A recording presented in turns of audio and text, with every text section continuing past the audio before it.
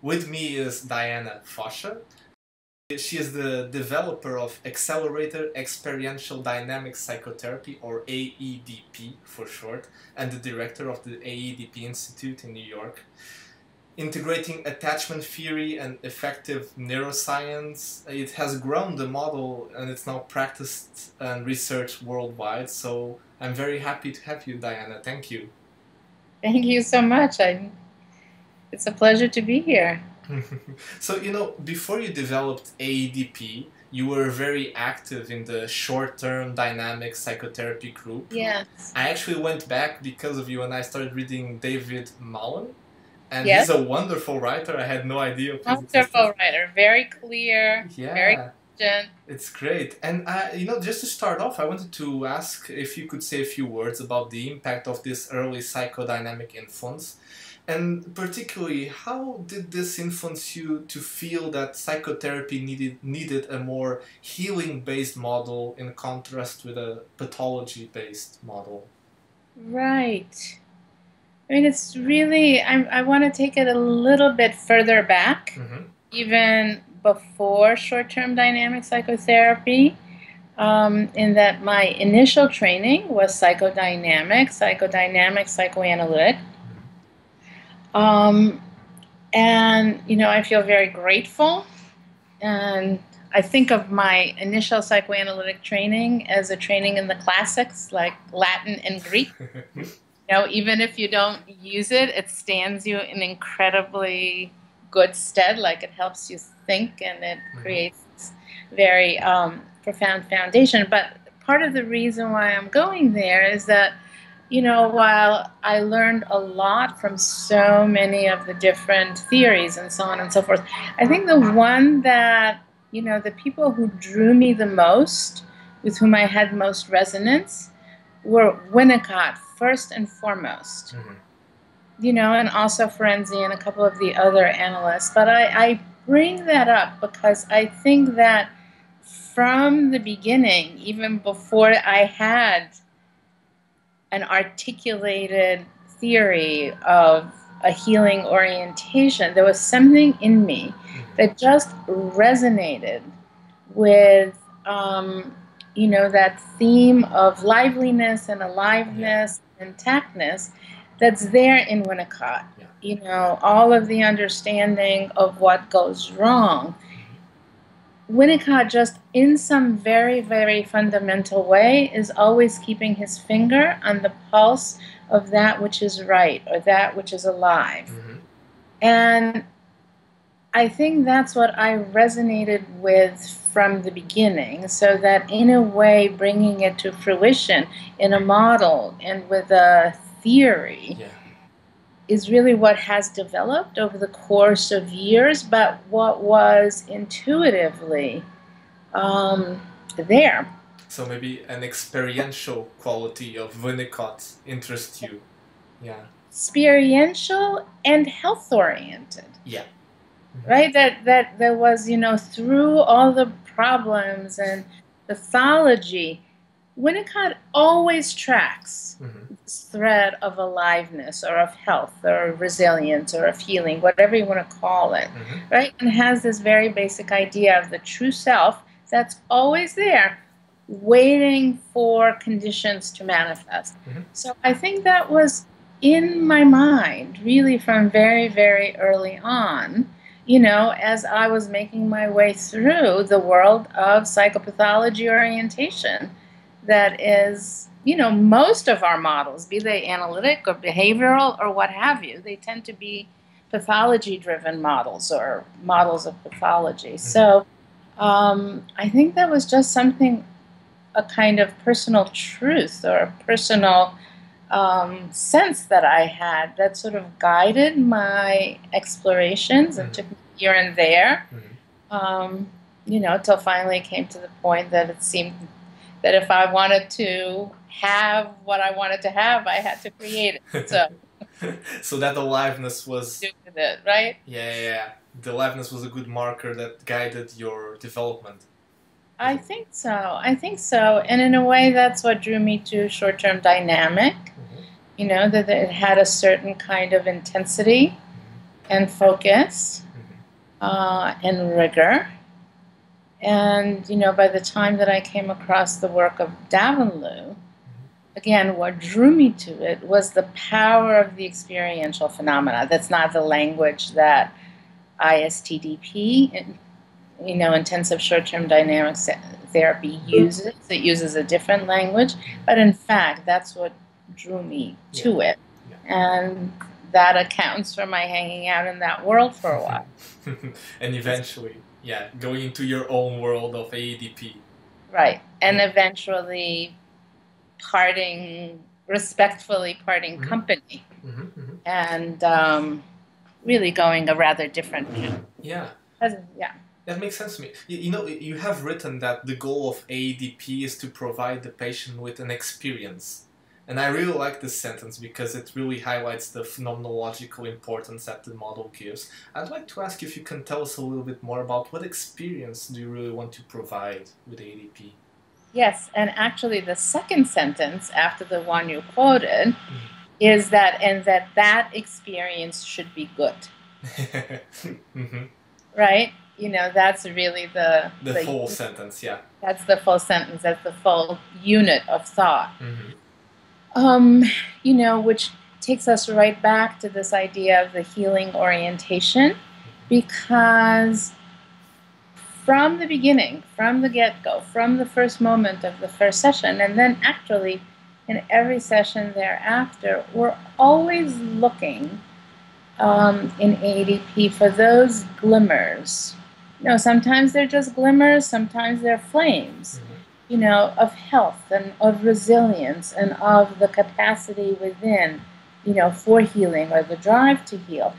And when we see them, we seek to sort of bring them into the person's experiential awareness, and that invariably those experiences tend to be positive experiences for people. They may be difficult or not, right? The or not is very important, because sometimes it's really an invitation to come forth with something that has not been invited into the psychotherapeutic conversation before, but is at the ready. But that's the experience we're seeking to create, not just allow somebody to tell their story or tell a narrative or any number of things, but really to have an experience of whatever it is that they're bringing in, both the pain or the difficulties or the emotions that have been too hard to bear, but also this other aliveness and resilience. And that there's something about being able to access experience which is genuine that ends up feeling good to the organism, even when it's painful.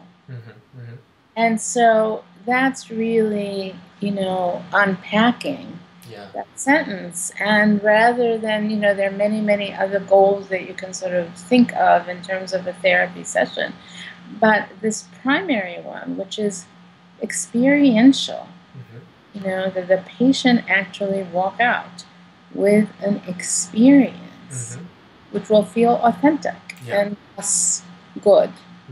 Now, whether it be of emotion, whether it be of connection, whether it be of aliveness, whether it be of the healing within, those are all, you know, different pathways, but the fundamental is the experience. Well, taking that, the experiential side of AEDP, you know, contrasting this a little bit with other experiential models like emotion-focused and even Gestalt, there seems to be a bigger emphasis on positive affect in the AEDP. There's a big focus on that. Can you talk to us a little bit about this emphasis on positive affect? Yes. You know, and I think this, you know, just in terms of how it has arisen, is very directly related to the fact that we videotape sessions and we supervise from videotape and teach from videotape. You know, and that videotape, that's an old-fashioned word, but the audiovisual record is right. Videotape is in the language. You know, it's something that allows you to really look very closely and truly moment-to-moment track, including you stop and you play it again, and you play 5 seconds, or you can play 1 minute. So that in being able to have that tool, one thing that interested me and that really led to a lot of developments of AEDP, metatherapeutic processing, which I'm sure we'll talk about later, had something to do with, like, I was paying very close attention to what works and trying to do more of it, and what doesn't work and trying to do less. Sure, like a good scientist. Yeah. But in looking at what works and what goes well, it started to become very apparent that things that work, things that feel right, things that are healing or that move towards productive conclusions are marked moment by moment by positive affect. And now I want to, like, define positive. Sure. Because positive doesn't mean only happy or joyful, though it certainly includes that.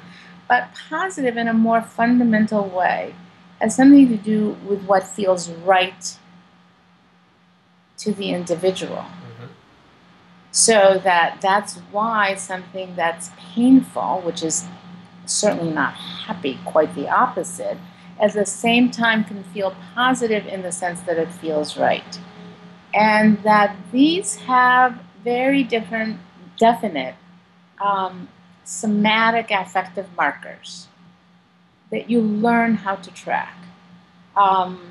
You know, a deepening of the breathing, a settling, a widening of the eyes, a brightening of the face, you know, any number of things, you know, bodily cues, so that if you track them, it lets you sort of really track, is the process staying on track, number one.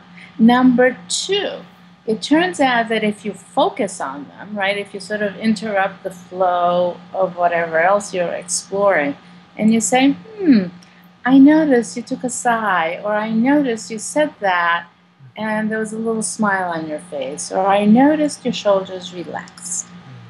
You know, what's that like?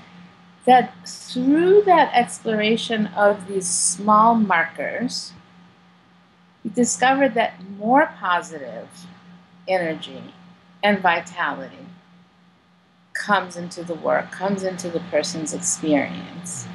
And it's a resource. It's an incredible, it's two things really. I mean, it's many things, but it's two primary things. One is that it's like instant access to energy, so that you're really upgrading the system. You know, so that once you go back into the trauma work, let's say, you go back into the trauma work from a more upgraded, more resilient place with each exploration of positive affect, positive in the way that I've defined it. So that's one piece of it.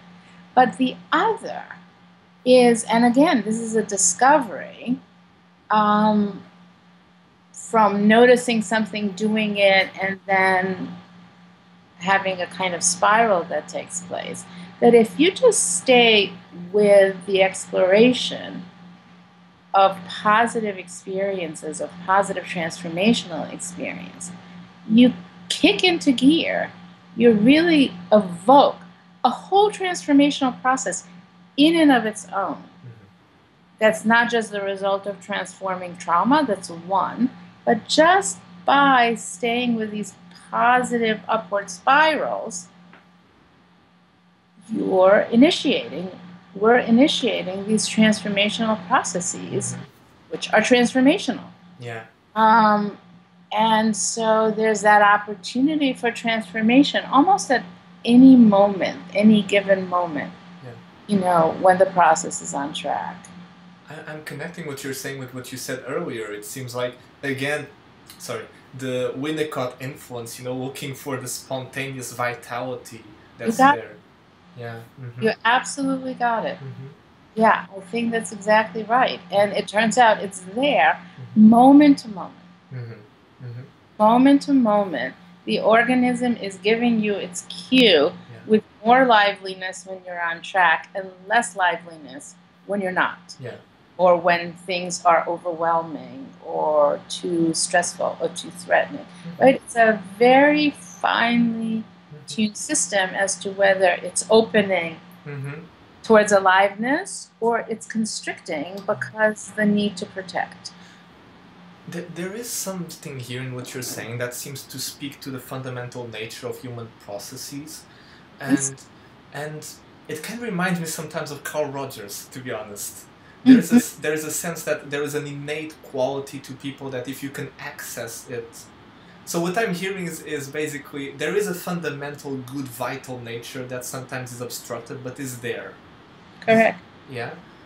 Correct. It's in Carl. I mean, look, there are not that many profound good ideas in the world. And they get discovered by different people in different, you know, it's also a Buddhist idea and it's in many other people, but you're exactly right. Yes, it is in Rogers, and it is this sort of sense of a fundamental core, which is there. Yeah.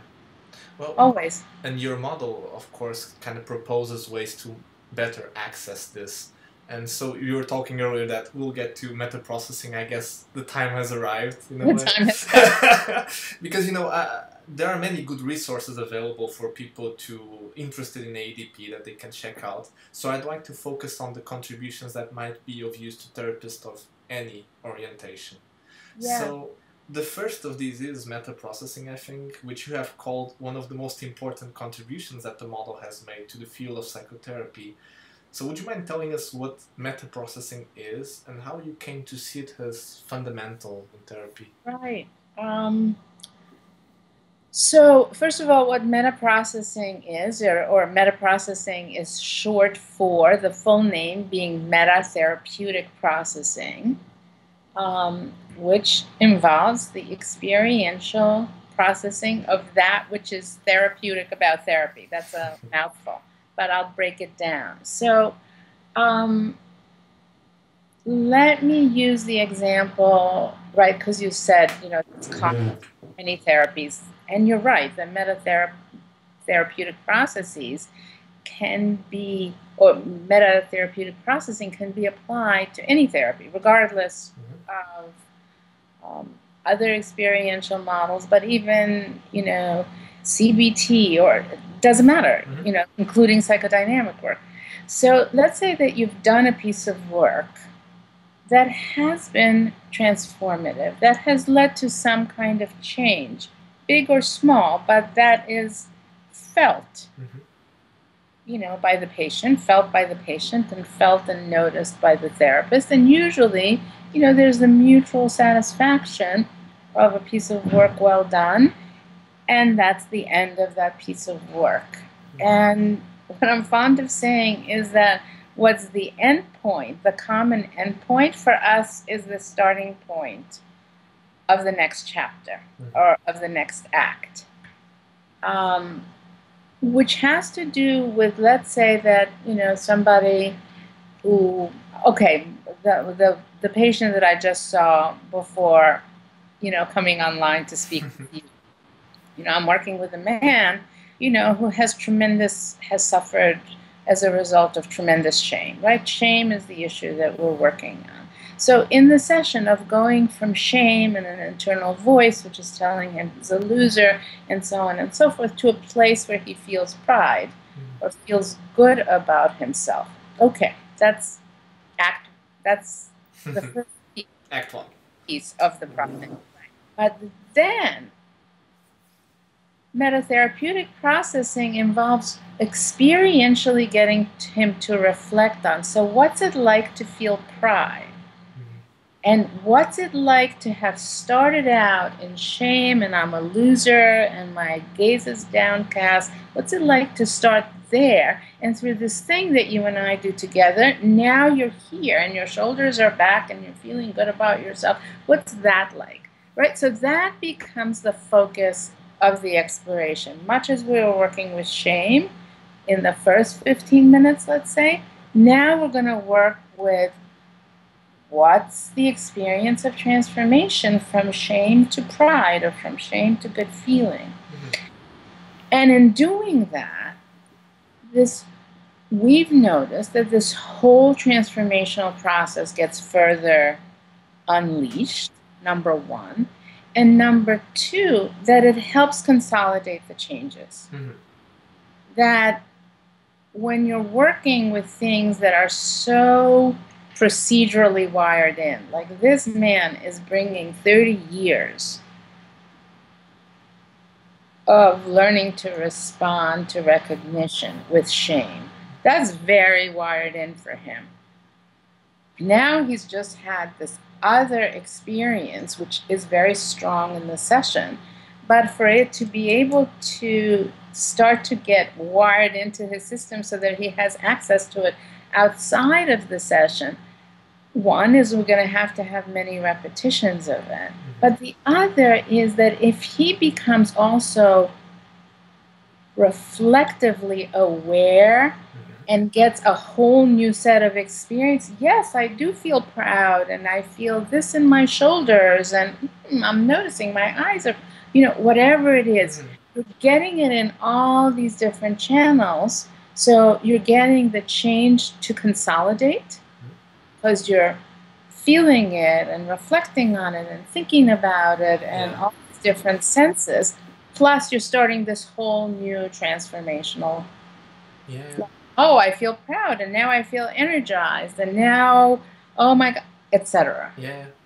And so that's the essence of really transformational work. You're actually working with the experience of transformation, not just with something that you hope will achieve a transformation. Correct me if I'm wrong. Also, what I'm hearing is that the work to be really well consolidated, it has to all be felt in the first person, but also there's a sense of perspective taking that's needed to see what's happening in us.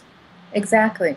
Exactly. And that's, that's the metaprocessing. And it's really a kind of, an equal opportunity employer of different parts of the brain. Right? Actually, experientially, we're going for right brain to right brain resonance and so on and so forth.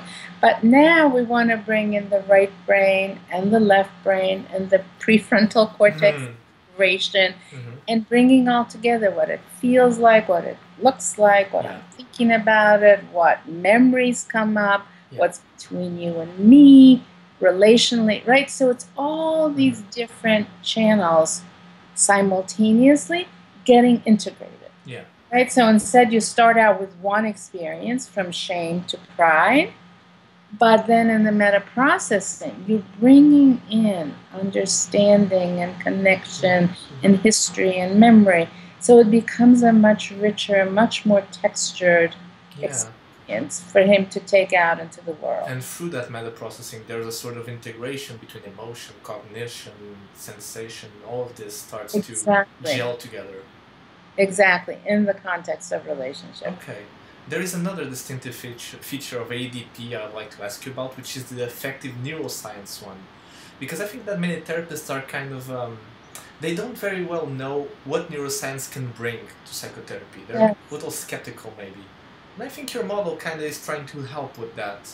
You've written an article I enjoyed very much about the neurological core self recently. I would wonder if you'd like to speak a little bit about this. I know it's kind of connected with everything we've talked about, so... Yes, it is, and thank you for mentioning that article. I liked it a lot. Thank you. Thank you. I liked writing it. I liked writing it. So, I mean, I can come at this in so many different ways, and before we get to the neurobiological core self, I just want to say a word that this kind of, what we've been talking about, what we were just talking about in the healing orientation and in tracking the somatic markers that are positive affect and so on and so forth, which mark change, that's neuroplasticity in action. That's exactly what neuroplasticity means. Positive neuroplasticity, right? Because neuroplasticity is change. That's neutral. But the neuroplasticity we want is marked by positive affect, has to occur, needs safety to occur, is motivational, both requires motivation to happen and is motivating in and of itself, right? So there's that neuroplasticity. And similarly, understanding how relationship and emotion are processed in the brain, allows us to use that knowledge to privilege one over the other. Understanding how emotion gets processed subcortically and on the right side of the brain really, really leans us towards a bottom-up direction.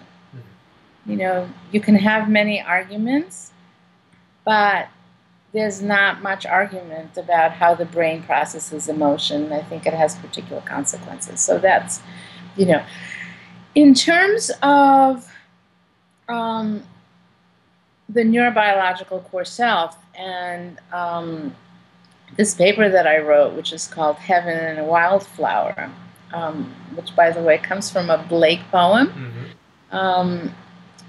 And it's from the same poem everyone always quotes, "The world in a grain of sand." But in the same poem, in the same stanza, there's also "Heaven in a Wildflower," which is really quite beautiful. But it has to do with this recent work coming from 𝗔𝗯𝗂𝘃, Antonio 𝗔𝗯𝗃𝘃. He's Portuguese, isn't he? Yes. Hey, there we go. You see, everything connects. Sort of connect. So Antonio 𝗔𝗯𝗃𝘃 and 𝗃 𝗵cie𝘀𝘁, another neuroscientist, working independently. And to my mind, the fact that they're working independently and are coming to the same conclusion, makes the conclusion all the more strong, because 𝗔𝗯𝗃𝘃 is a neurologist working with people, right, and studying the brains of human beings, brains that have been damaged, and then you can make inferences about how things work when they're right? And whereas 𝗵cie𝘀𝘁 is a researcher, working with animal models, right, working with animals and with rats and so on and so forth, doing so that, and then integrating a whole lot. So they come from very different traditions, right? One's a doctor, one's a research scientist. And they both independently have arrived at this understanding or knowledge that at the core of our brains are a series of structures, subcortical, very deep, at the center, at the midline. So literally, at the physical core of our brains, these structures that operate in tandem from birth. In other words, they're not wired together by experience. They're wired together because that's the structure of the organism. And out of this coordinated structures comes what we identify as sense of self, agency, initiative, identity, right? And once we're like more sophisticated adult beings, but that these are qualities of a coordinated self that's not a construction, but really we're born with this, right? So in that way, it precedes experience. So that's number one. Number two, this organization of self so it has coherence and organization that's intrinsic to it. So that's the first part. The second part of it is that it has a way of organizing the world in terms of what's salient to the organism. And when there's a moment of meeting, if you will, between the organismic need and that which is found in the environment, there's a recognition that's accompanied by positive affect. There we go again. And that is energizing. And that the very quality of this neurobiological core self is also manifested in motivation and drive and exploration. That intrinsic to it is the exploratory curiosity seeking. You know, 𝗵cie𝘀𝘁𝗄 has, you know, one of the core motivational systems in the brain being the seeking system. And the seeking system is intricately related, or a manifestation of this neurobiological core self.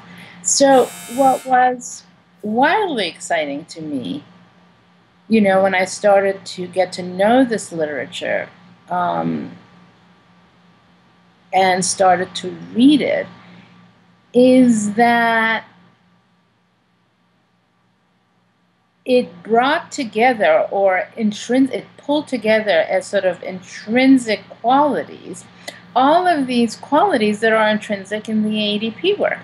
Vitality, motivation, energy, focus, you know, the sense that when you say something just right for that person, there's a burst of energy, there's a, you know, a click of recognition, yes, and when you get that yes, there's an immediate kind of dropping down to, you know, a more authentic, less defended, less anxious, less shame, much more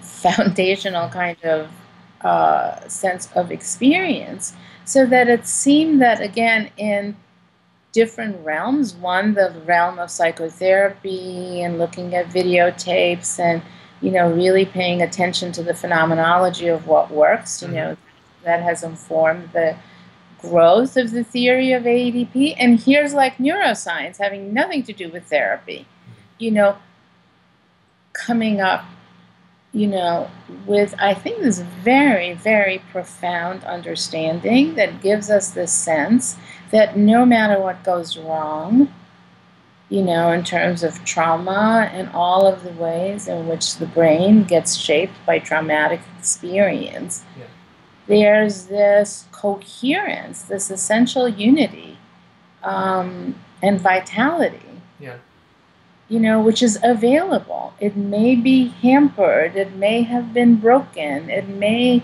be hidden, you know, there. All of the things that we're dealing with. This is by no means to say that it's easy, but it's there.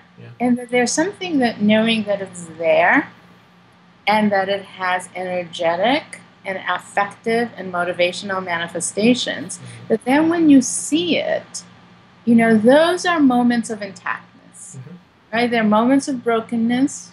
You know, the man I was working with this morning came in this shame state. Right? So there's the evidence of brokenness, but side by side with it is this evidence of intactness. And we pay attention to the evidence of intactness and then bring it to bear. You know? Yeah, sure. This affective neuroscience side that you're talking about, for me it kind of relates to the whole homeostatic drive that experiential therapists have been talking for a long time. I remember a lot, and I know you quoted a lot of times, also Eugene Gendwin, for instance. Like the felt sense, what feels right. Exactly, the felt sense, and that moment when you meet something that feels right and there's a shift.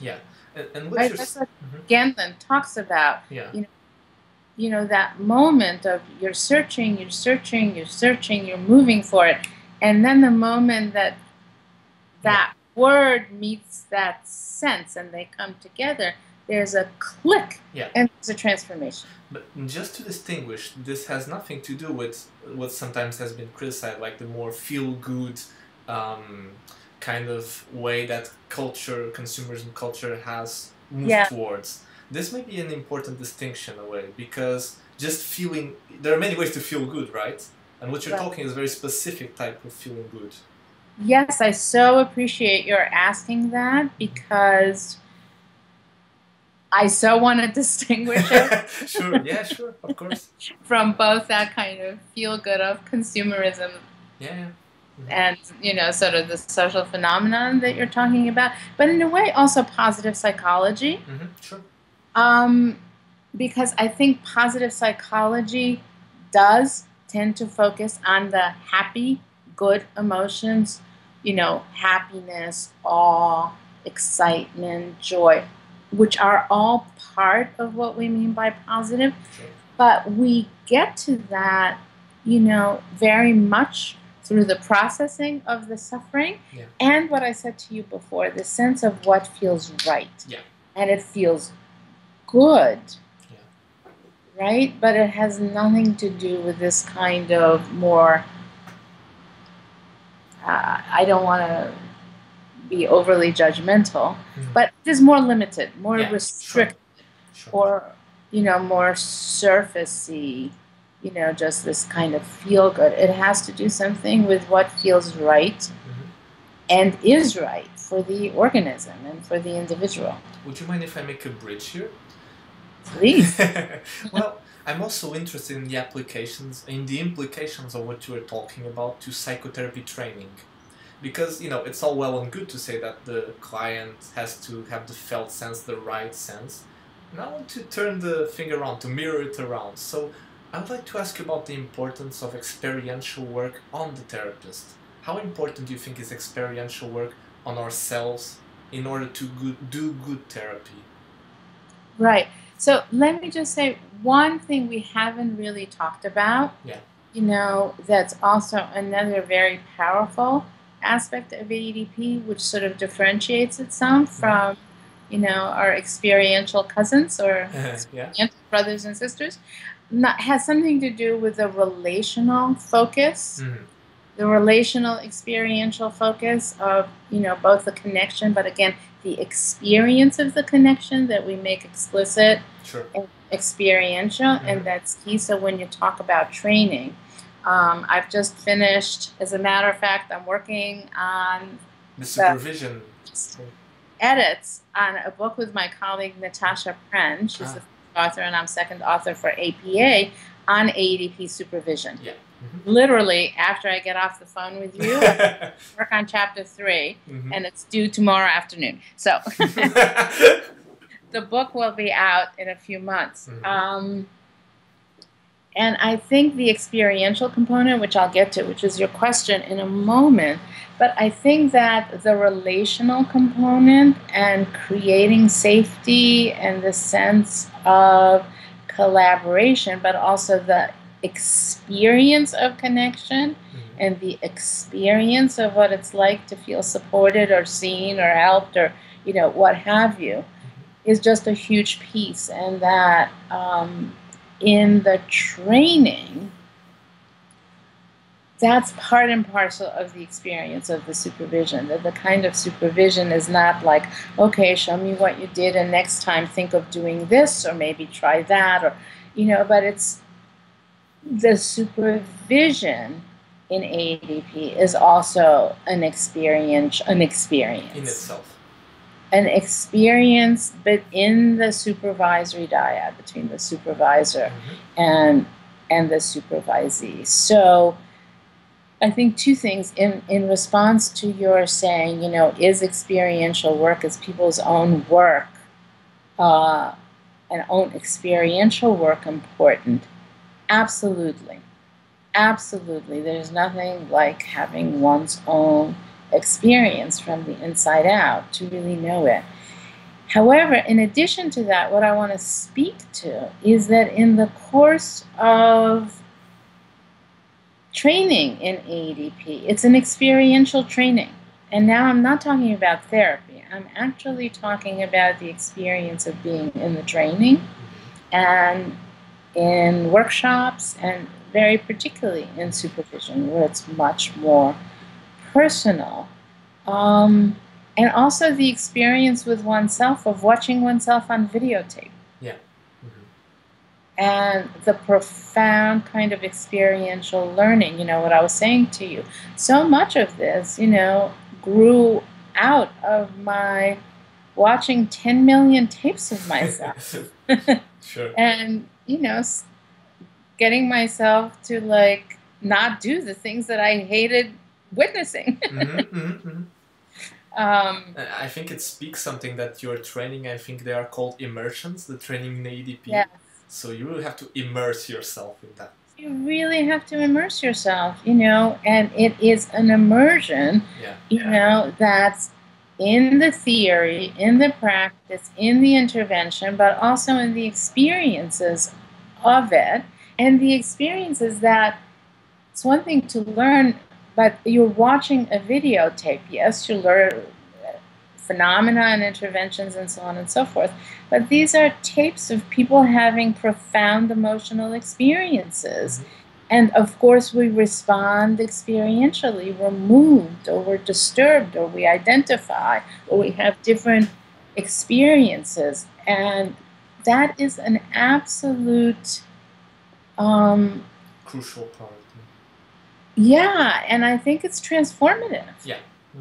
And I think that's actually quite, and our trainees, I can speak for myself, as I feel transformed by engaging in the work, but that's what our trainees say.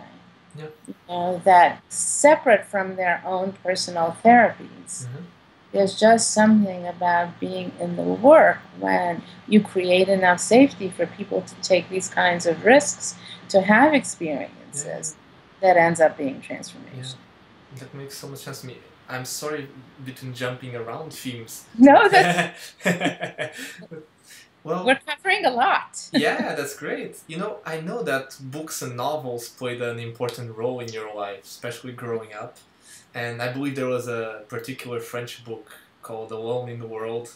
Oh, you're going to make me cry. No, don't worry, no. Well, if you want to, but no, don't worry. No, actually, I was going to make a bridge there because, well, the title itself of the book says something. Now I wanted to ask you, what do you think aloneness plays, what role does it play in psychological development and in the therapy?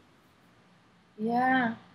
You're right, that, that book was such a profound, I was so profoundly affected by it from, I read it when I was, a young girl.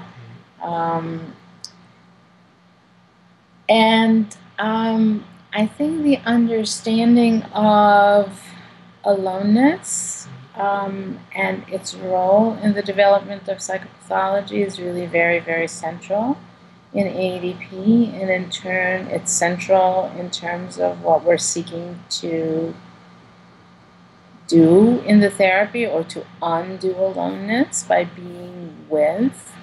And to my mind, and by the way, we're not talking aloneness either in the sense of existential aloneness, and we're not talking about aloneness in terms of a treasured privacy and a respite.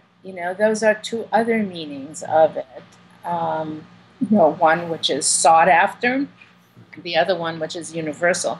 I'm talking about unwilled aloneness. I'm talking about when we're alone and isolated, and that which we're dealing with is above and beyond whatever resources we have available to us. So that the understanding of psychopathology, or the suffering that develops, has very much to do with feeling that what we're dealing with is beyond our capacity, and we're alone. In having to deal with that. And having to deal with this in this kind of aloneness, so that there are two pieces. One is, here's this overwhelming experience, this terrible grief or this shocking trauma or overwhelming fear that I am feeling. So number one, I'm overwhelmed by it, but I'm also feeling so isolated or so alone, which only adds, right? It becomes this kind of snowballing effect. Yeah. Which is huge, right? And then further isolates people from one another. And so it plays a big role in your view. Huge, yeah. Huge. You know, so that the goal of the therapy is not just experiential, right? To be able to access those emotions and now process them. But it's really to, first and foremost, undo that aloneness, you know? We're going to do this together. And when you were talking, it came up to mind also that maybe after being so much time alone, because we were unwillingly alone, then there is a difficulty to connect again. Exactly, or to trust. Yeah.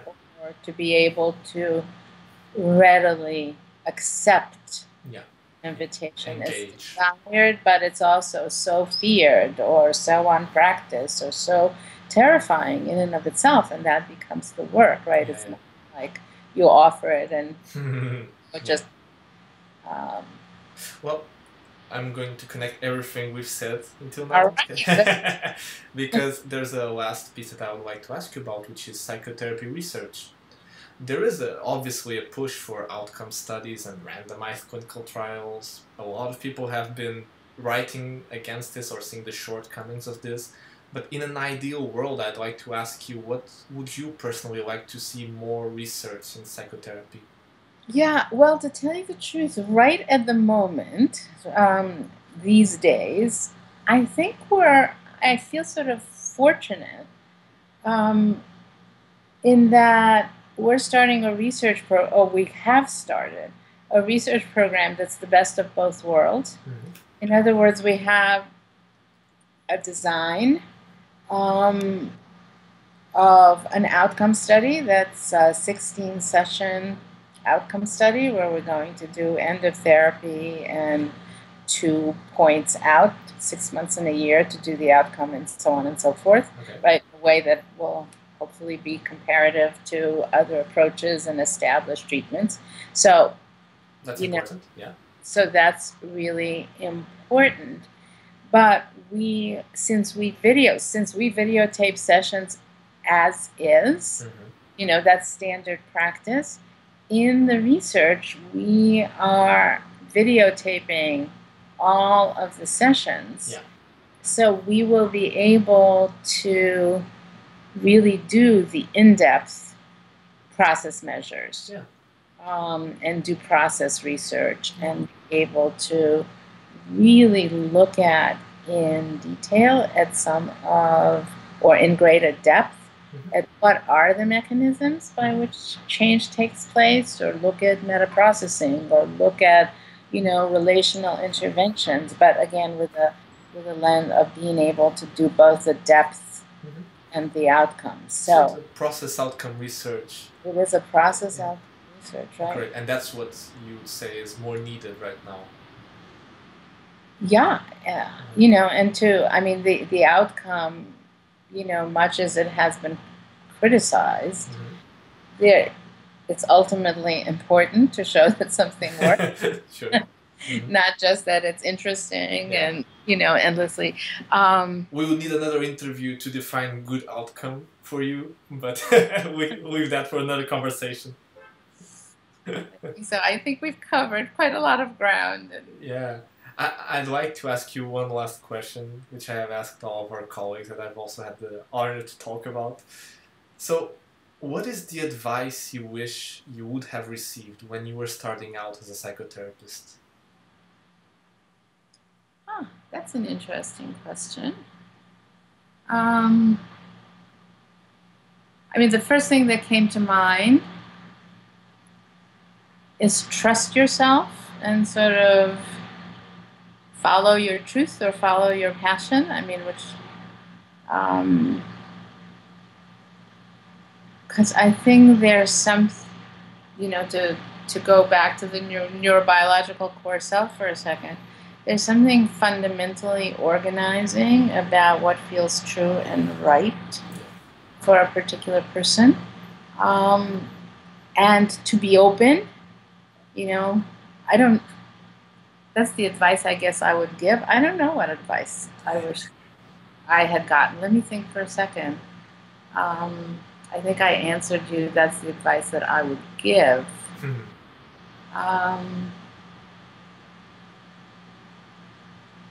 I think actually would have been, I think it's such an overwhelming thing, like when you begin and you're faced with all of these different theories and different ideas and so forth. So that I think that would have been a nice advice to get as well. So again, to follow your aliveness, like we were talking in the beginning. Yes, to follow it and to trust, and now in a way sort of backed up by neuroscientific understand that it has coherence. Yeah, there's value.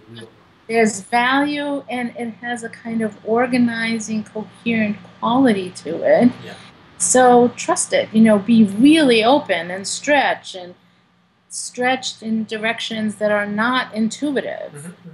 Because that's also, like a very powerful thing. For instance, the whole short-term dynamic thing was the more aggressive confrontational stance was a very non-intuitive way of working for me. It was very difficult, but it stretched me. But there's something about being able to integrate it all from ultimately what is one's own coherence. Right? It's not external, but it's something that comes from deep within.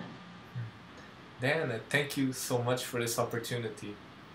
It is my pleasure. I have to say this was such a lovely interview. It was just a pleasure doing this with you. So I just appreciate everything that you've done to be able to conduct this interview in this way. Thank you so much, Diana. I hope in the future to have the pleasure of meeting you in person and having some training, etc., etc. I hope so too. I hope so too.